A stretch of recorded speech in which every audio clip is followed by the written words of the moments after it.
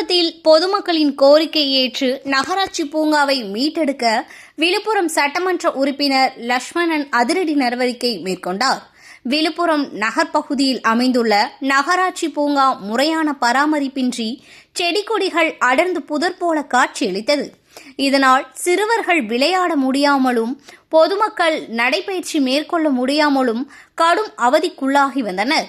இந்நிலையில் பூங்காவை பயன்பாட்டிற்கு கொண்டு வர வேண்டும் என பொதுமக்கள் நீண்ட நாட்களாக கோரிக்கை விடுத்து வந்தனர்.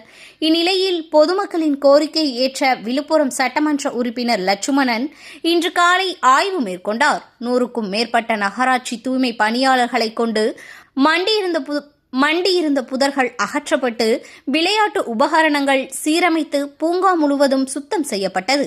அதனைத் தொடர்ந்து சட்டமன்ற உறுப்பினர் லட்சுமணன் அங்கிருந்த குழந்தைகளுக்கு இனிப்புகளை வழங்கி உற்சாகப்படுத்தினார்.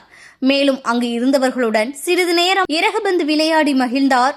நீண்ட நாட்களாக பாழடைந்து கிடந்த பூங்காவை சில மணி நேரங்களிலேயே மீட்டெடுத்த சட்டமன்ற உறுப்பினரின் இந்த விரைவான நடவடிக்கைக்கு அப்பகுதி மக்கள் தங்களது பாராட்டுகளையும் நன்றிகளையும் தெரிவித்துள்ளனர்.